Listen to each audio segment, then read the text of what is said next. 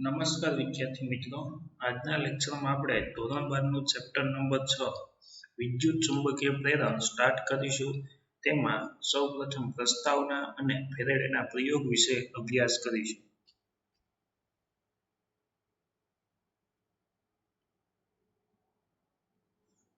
પ્રસ્તાવના: વિદ્યુત અને ચુંબકત્વને ઘણા લાંબા સમય સુધી અલગ અલગ અને એકબીજા સાથે સંબંધિત ન હોય તેવી ઘટનાઓ ગણવામાં આવતી હતી. 19મી સદીના પ્રારંભિક દાયકામાં ઓર્સ્ટેડ, એમ્પિયર અને અન્ય કેટલીક વ્યક્તિઓએ વિદ્યુત પ્રવાહ પરના પ્રયોગો દ્વારા એ હકીકત પ્રસ્થાપિત કરી કે વિદ્યુત અને ચુંબકત્વ આંતરસંબંધી છે. એટલે કે વિદ્યુત ક્ષેત્ર ચુંબકીય ક્ષેત્ર સાથે સંકળાયેલી ઘટનાઓ એકબીજા સાથે સંબંધિત છે. તેમણે શોધી કાઢ્યું કે ગતિમાનો વિદ્યુત ભારને લીધે ચુંબકીય ક્ષેત્ર ઉત્પન્ન થાય છે. વિદ્યુત ભાર ગતિ કરતા એટલે શેનું નિર્માણ થાય? વિદ્યુત પ્રવાહ. અને આ વિદ્યુત પ્રવાહને લીધે ચુંબકીય ક્ષેત્ર નિર્માણ પામે છે. ઉદાહરણ તરીકે વિદ્યુત પ્રવાહ તેની નજીકમાં મૂકવામાં આવેલ હોકાયંત્રની ચુંબકીય સોયમાં કોણાવર્તન ઉત્પન્ન કરે છે. જ્યારે કોઈ તારમાં I જેટલો વિદ્યુત પ્રવાહ પસાર કરવામાં આવે અને તારની બાજુમાં ચુંબકીય સોય મૂકવામાં આવે તો આ ચુંબકીય સોય પ્રવાહ પસાર થતા તેનામાં કોઈ આવર્તન જોવા મળે છે. ચુંબકીય સોય શું દર્શાવે છે? તો કે પ્રવાહ તેની આજુબાજુ ચુંબકીય ક્ષેત્રનું નિર્માણ કરે છે. જો આ પ્રવાહની દિશા ઉલટાવવામાં આવે તો ચુંબકીય સોયના કોણાવર્તનની દિશા પણ ઉલટાય છે, જે દર્શાવે છે કે પ્રવાહની દિશા ઉલટાવતા ચુંબકીય ક્ષેત્રની દિશા પણ વિરુદ્ધ થાય છે. જે ઘટનામાં બદલાતા ચુંબકીય ક્ષેત્ર દ્વારા વિદ્યુત પ્રવાહ ઉત્પન્ન થાય, બદલાતા ચુંબકીય ક્ષેત્ર દ્વારા વિદ્યુત પ્રવાહ ઉત્પન્ન થાય તેને વિદ્યુત ચુંબકીય પ્રેરણ કહે છે. ફેરેડેએ સૌપ્રથમ તેની શોધ જાહેર કરી કે ગજ્યો ચુંબક અને તારના બંધ ગાળા વચ્ચેની સાપેક્ષ ગતિ બંધ ગાળામાં સૂક્ષ્મ વિદ્યુત પ્રવાહ ઉત્પન્ન થાય છે. સાપેક્ષ ગતિ એટલે એકબીજાથી નજીક લાવવા, એકબીજાથી દૂર લઈ જવા. કયા બેને? તારનો બંધ ગાળો અને ગજ્યા ચુંબકને જ્યારે એકબીજાથી નજીક લઈ જવામાં અથવા દૂર લઈ જવામાં આવે ત્યારે આ તારના બંધ ગાળામાં સૂક્ષ્મ વિદ્યુત પ્રવાહ ઉત્પન્ન થાય છે. સૂક્ષ્મ વિદ્યુત પ્રવાહ નિર્માણ પામે છે. આ બંનેને ચોક્કસ અંતરે મૂકીને સાપેક્ષ ગતિ કરાવવામાં ન આવે તો કોઈ વિદ્યુત પ્રવાહ ઉત્પન્ન થતો નથી. વિદ્યુત ચુંબકીય પ્રેરણની ઘટના માત્ર સૈદ્ધાંતિક અથવા શૈક્ષણિક રસ ધરાવતા પૂરતી નથી, પરંતુ તેની વ્યવહારિક ઉપયોગિતા પણ છે. હવે ફેરેડે અને હેનરીના પ્રયોગો. તેમાં પ્રયોગ નંબર 1. પ્રયોગ નંબર 1 માં શું લીધેલું હતું? તો કે ગેલ્વેનોમીટર સાથે જોડેલું વાહક તારનું ગૂંચળું અને બીજું ગજ્યો ચુંબક. ગજ્યો ચુંબક શું કરશે? તો કે ગજ્યા ચુંબકને પોતાનું ચુંબકીય ક્ષેત્ર છે કે ચુંબકીય ક્ષેત્ર રેખાઓ ઉત્તર ધ્રુવમાંથી બહાર નીકળશે અને દક્ષિણ ધ્રુવમાં દાખલ થશે. આ ઉત્તર ધ્રુવ અને એસ એટલે કે દક્ષિણ ધ્રુવ. હવે જ્યારે ગૂંચળા અને ચુંબક વચ્ચે સાપેક્ષ ગતિ કરવામાં આવે એટલે કે આ જે ચુંબક છે અને ગૂંચળાની નજીક લઈ જવામાં આવે તો ચુંબકની નજીકના ભાગમાં ક્ષેત્ર રેખાઓની ગીચતા કેવી છે? વધારે. જ્યારે દૂરના વિસ્તારમાં ગીચતા ઓછી. ગીચતા ઓછી એનો મતલબ ચુંબકીય ક્ષેત્ર ઓછું, ગીચતા વધારે એટલે ચુંબકીય ક્ષેત્ર વધારે. એટલે જેમ ગજ્યો ચુંબક ગૂંચળાની નજીક જશે તેમ ગૂંચળા સાથે સંકળાયેલ ક્ષેત્ર રેખાઓની સંખ્યા વધે, જેને લીધે ગુછરામાં વિદ્યુત પ્રવાહનું નિર્માણ થાય છે. અને આની કરતા વિરુદ્ધ જો ગજિયા ચુંબકને દૂર લઈ જવામાં આવે તો ગુછરા સાથે સંકળાયેલ ચુંબકીય ક્ષેત્રની સંખ્યામાં શું થશે? ઘટાડો. તો બંને વખતે જે પ્રવાહ નિર્માણ પામે એની દિશા કેવી હશે? વિરુદ્ધ. જેથી ગેલ્વેનોમીટર છે કે ગુછરો નજીક લઈ જવામાં આવે અને દૂર લઈ જવામાં આવે ત્યારે નિર્માણ પામતા પ્રવાહની દિશા એટલે કે ગેલ્વેનોમીટરનું આવર્તન કેવી દિશામાં છે? વિરુદ્ધ દિશામાં. હવે જો ચુંબકના N ધ્રુવને બદલે S ધ્રુવ નજીક રાખવામાં આવે મતલબમાં ગુછરાની સાઈડમાં બાજુમાં રાખવામાં આવે તો ત્યારે પણ ગેલ્વેનોમીટર વિરુદ્ધ દિશામાં આવર્તન દર્શાવે છે. આકૃતિ દર્શાવે છે કે એક ગુછરો C1 ગેલ્વેનોમીટર G સાથે જોડાયેલ છે. જ્યારે ગજિયા ચુંબકનો ઉત્તર ધ્રુવ એટલે કે N ગુછરા તરફ ધકેલાય છે ત્યારે ગેલ્વેનોમીટરમાં દર્શકનું પુનરાવર્તન થાય છે. દર્શકનું પુનરાવર્તન થયું તે શું દર્શાવે છે? કે ગુછરામાં પ્રવાહ પસાર થાય છે, જે ગુછરામાં વિદ્યુત પ્રવાહની હાજરી દર્શાવે છે. આ પુનરાવર્તન જ્યાં સુધી ગજિયો ચુંબક ગતિમાં હોય ત્યાં સુધી જ રહે છે. જ્યારે ગજિયા ચુંબકને સ્થિર રાખવામાં આવે ગજિયા ચુંબકને શું કરવાનું છે? સ્થિર. તો ગેલ્વેનોમીટર કોઈ આવર્તન બતાવતું નથી એટલે કે ત્યારે પ્રવાહ કેટલો થઈ જશે? 0 એટલે સ્થિર સ્થિતિમાં પ્રવાહનું નિર્માણ થશે નહીં. જ્યારે ચુંબકને ગુછરાથી દૂર લઈ જવામાં આવે ત્યારે ગેલ્વેનોમીટર વિરુદ્ધ દિશામાં પરાવર્તન દર્શાવે છે. કારણ કે નજીક લઈ જવામાં આવે તો ગુછરા સાથે સંકળાયેલ ક્ષેત્રરેખાઓની સંખ્યા વધે અને દૂર લઈ જવામાં આવે ત્યારે ક્ષેત્રરેખાઓની સંખ્યા ઘટે. એટલે એક ફેરો વધારો થાય છે, એક ફેરો ઘટાડો. આ ફેરફારને લીધે ગેલ્વેનોમીટર છે વિરુદ્ધ દિશામાં કોણાવર્તન દર્શાવે છે, જે પ્રવાહની દિશા ઉલટાઈ હોવાનું દર્શાવે છે. વધુમાં જ્યારે ગજિયા ચુંબકનો દક્ષિણ ધ્રુવ ગુજરાતની નજીક હોય કે દૂર જવામાં આવે છે ત્યારે ગેલ્વેનોમીટરમાં મળતા કોણાવર્તનનો ઉત્તર ધ્રુવના કિસ્સામાં તેવી જ ગતિ માટે મળતા અનુરૂપ કોણાવર્તનોની વિરુદ્ધ દિશામાં હોય છે કે જે પ્રયોગ આપણને નજીક લઈ જતા જે આપણને અવલોકન મળતા એ S ધ્રુવ માટે દૂર લઈ જતા મળશે. એટલે કે n ની સાપેક્ષમાં બધા અવલોકન કેવી દિશામાં મળશે? વિરુદ્ધ દિશામાં. કે જો n ને નજીક લઈ જતા ગુછરામાં પ્રેરિત થતો પ્રવાહ સમઘડી દિશામાં હોય તો દક્ષિણ ધ્રુવને નજીક લઈ જવામાં આવે તો ગુછરામાં પ્રેરિત થતો પ્રવાહ કઈ દિશામાં છે? વિષમઘડી. એટલે કે બધાની દિશાઓ કેવી થઈ જશે? વિરુદ્ધ. વધુમાં જ્યારે ચુંબકની ઝડપથી ગુછરા તરફ કે તેનાથી દૂર લઈ જવામાં આવે હવે ગુછરાની ઝડપમાં શું કરવાનું છે? વધારો અથવા ઘટાડો કરવામાં આવે ત્યારે આ કોણાવર્તન અને તેથી પ્રવાહ વધુ જોવા મળે છે. ઝડપ વધારવામાં આવે તો પ્રવાહ વધુ મળશે, ઝડપ ઘટાડવામાં આવે તો પ્રવાહ ઓછો મળશે.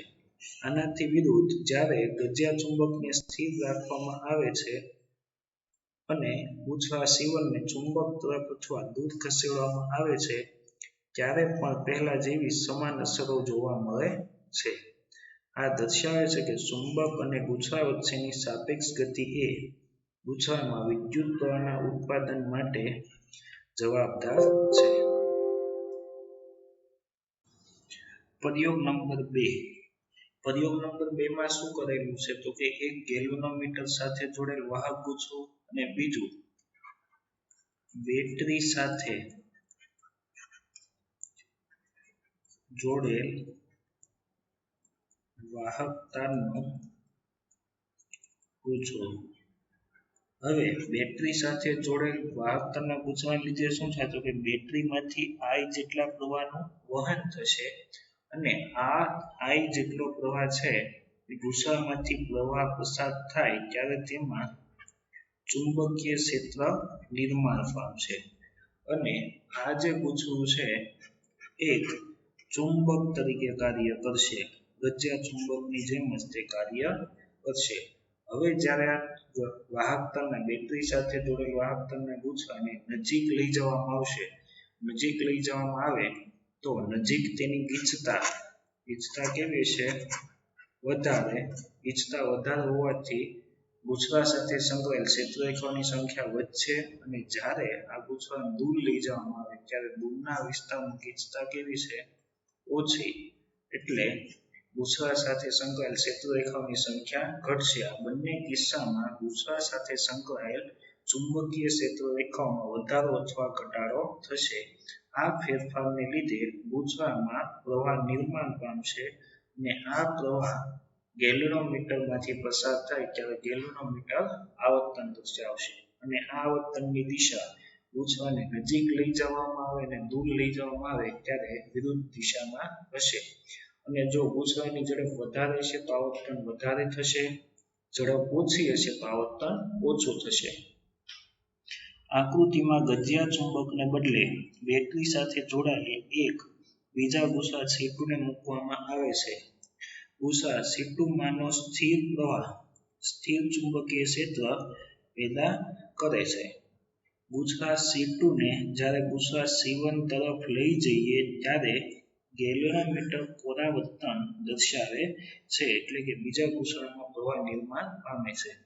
આ દર્શાવે છે કે ગૂંચવા C1 માં વિદ્યુત પ્રવાહ પ્રેરિત થાય છે. જ્યારે C2 ને દૂર ખસેડવામાં આવે ત્યારે ગેલ્વેનોમીટર ફરી કોણાવર્તન દર્શાવે છે પરંતુ આ કોણાવર્તનની દિશા કેવી છે પ્રથમ જે કોણાવર્તન મળતું તેના કરતાં વિરુદ્ધ દિશામાં. જ્યાં સુધી ગૂંચવું C2 ગતિમાં હોય ત્યાં સુધી જ આ કોણાવર્તન રહે છે અને જેવા બંનેને સ્થિર કરી દેવામાં આવે ત્યારે ક્ષેત્રરેખાઓની સંખ્યા કેવી થઈ જશે અચળ અને ચુંબકીય ક્ષેત્ર બદલાતું નથી તેથી બીજા ગૂંચવામાં પ્રવાહનું નિર્માણ થશે નહીં એટલે ગેલ્વેનોમીટરનું આવર્તન કેટલું થઈ જશે શૂન્ય. તેમાં કોઈ પણ પ્રકારનું આવર્તન હોશે નહીં. જ્યારે ગૂંચવા C2 ને સ્થિર રાખવામાં આવે છે અને C1 ને ખસેડવામાં આવે ત્યારે પણ સમાન અસરો જોવા મળે છે. બંને વચ્ચે કઈ ગતિ થવી જોઈએ સાપેક્ષ ગતિ જ્યાં સુધી હશે ત્યાં સુધી બીજા ગૂંચવામાં ગેલ્વેનોમીટર વાળા ગૂંચવામાં પ્રવાહ પ્રેરિત થશે પણ બંનેની સાપેક્ષ ગતિ બંધ થઈ જાય એટલે બેમાંથી એક પણ ગૂંચવું સાપેક્ષ ગતિ કરશે નહીં અથવા બે સમાન વેગથી એક જ દિશામાં ગતિ કરે તોય તેનો સાપેક્ષ વેગ 0 થશે તો આ દિશામાં પણ બીજા ગૂંચવામાં પ્રવાહ મળશે નહીં. આમ અહીં પણ આ ગૂંચવા વચ્ચેની સાપેક્ષ ગતિને કારણે જ વિદ્યુત પ્રવાહ પ્રેરિત થાય છે. પ્રયોગ નંબર 3 ત્રીજા પ્રયોગમાં શું કરેલું છે તો કે એક વાહકતા એક ગેલ્વેનોમીટર સાથે જોડેલ ગૂંચવું C1 અને એક બેટરી અને કળ સાથે જોડેલ ગૂંચવું C2. હવે બેટરીમાંથી પ્રવાહ કેટલો નિર્માણ પામશે I પણ જ્યારે સ્વિચ ને જોડવામાં આવે ત્યારે સ્વિચ જોડવામાં આવે ત્યારે I જેટલો પ્રવાહ નિર્માણ પામશે અને આ પ્રવાહને લીધે બીજા ગૂંચવામાં C2 માં ચુંબકીય ક્ષેત્ર નિર્માણ પામશે અને આ ચુંબકીય ક્ષેત્ર રેખાઓ C1 સાથે સંકળાશે તેથી તેમાં ક્ષણિક વિદ્યુત પ્રવાહ નિર્માણ પામે પણ આ ક્યાં સુધી જ્યારે કળ ચાલુ બંધ કરવામાં આવે એટલે કે નીચે પાડવામાં આવે ઉપર કરવામાં આવે ત્યારે ક્ષણિક જ સ્વિચ ઓન અને ઓન કરી દેવામાં આવે તો પછી સ્થિર પ્રવાહને લીધે ચુંબકીય ક્ષેત્ર કેવું થઈ જશે અચળ કારણ કે અહીંયા સાપેક્ષ ગતિ થતી નથી. સાપેક્ષ ગતિ કેટલી છે શૂન્ય એકબીજા ગતિ કરતા નથી એટલે તેનો સાપેક્ષ વેગ કેટલો થશે 0 એટલે સાપેક્ષ ગતિને લીધે અહીંયા પ્રવાહ પ્રેરિત થશે નહીં એટલે કળ ચાલુ અને બંધ કરવામાં આવે ત્યારે ક્ષણિક વિદ્યુત પ્રવાહ નિર્માણ પામશે જે ગેલ્વેનોમીટરમાં આવર્તન મળશે. આકૃતિએ સ્થિર રાખેલા બે ગૂંચવાઓ C1 અને C2 ને દર્શાવે છે. ગૂંચવું C1 ગેલ્વેનોમીટર G સાથે જોડાયેલ છે જ્યારે બીજું ગૂંચવું C2 એ કી K દ્વારા બેટરી સાથે જોડાયેલ છે. એવું જાણવા મળ્યું છે કે જ્યારે ટેપિંગ કી K દબાવવામાં આવે ત્યારે ગેલ્વેનોમીટર ક્ષણિક કોણાવર્તન દર્શાવે છે. ગેલ્વેનોમીટરમાં દર્શક તરત જ શૂન્ય પર આવી જાય છે પછી સ્વિચને દબાવેલી કળ સતત રાખી તો કોઈ પણ પ્રવાહ દર્શાવશે નહીં. જો કળ સતત દબાવેલી રાખવામાં આવે તો ગેલેનોમીટરમાં કોઈ કોણાવર્તન થતું નથી. જ્યારે આ કળ મુક્ત કરવામાં આવે છે ત્યારે ફરીથી ક્ષણિક કોણાવર્તન જોવા મળે છે, પરંતુ કેવી દિશામાં? વિરુદ્ધ દિશામાં. એવું પણ જોવા મળ્યું છે કે જ્યારે ગૂંચળાની અંદર લોખંડનો એક સળિયો દાખલ કરવામાં આવે છે ત્યારે કોણાવર્તન ખૂબ જ વધે છે, કારણ કે ચુંબકીય ક્ષેત્ર છે એ પરમિએબિલિટી ના સમપ્રમાણમાં છે. એટલે જ્યારે લોખંડનો ટુકડો અંદર દાખલ કરવામાં આવશે ત્યારે મ્યુનું મૂલ્ય પરમિએબિલિટીનું મૂલ્યમાં શું થશે? વધારો થશે. તેથી ચુંબકીય ક્ષેત્રમાં વધારો અને ચુંબકીય ક્ષેત્ર વિદ્યુત પ્રવાહના પણ સમપ્રમાણમાં છે, એટલે તેને લીધે મોટું કોણાવર્તન મળશે. ફેરેડેના પ્રયોગોના તારણો. ચુંબક અને ગૂંચળા વચ્ચેની સાપેક્ષ ગતિ ગૂંચળાના વિદ્યુત પ્રવાહના નિર્માણ માટે જવાબદાર છે. જો સાપેક્ષ ગતિ કરવામાં ન આવે તો વિદ્યુત પ્રવાહનું મૂલ્ય કેટલું મળશે? પ્રેરિત થતો પ્રવાહ કેટલો હશે? 0. ચુંબક અને ગૂંચળા વચ્ચેની સાપેક્ષ ગતિ વધારતા અથવા ઘટાડતા ગૂંચળામાં વધુ અથવા ઓછો પ્રવાહ પ્રેરિત થાય છે. સાપેક્ષ ગતિ વધારવામાં આવે તો વિદ્યુત પ્રવાહ વધુ મળશે અને સાપેક્ષ ગતિ ઘટાડવામાં આવે તો પ્રવાહ ઓછો મળશે. ચુંબક અને ગૂંચળાની સાપેક્ષ ગતિની દિશા ઉલટાવતા પ્રેરિત પ્રવાહની દિશા પણ ઉલટાય છે.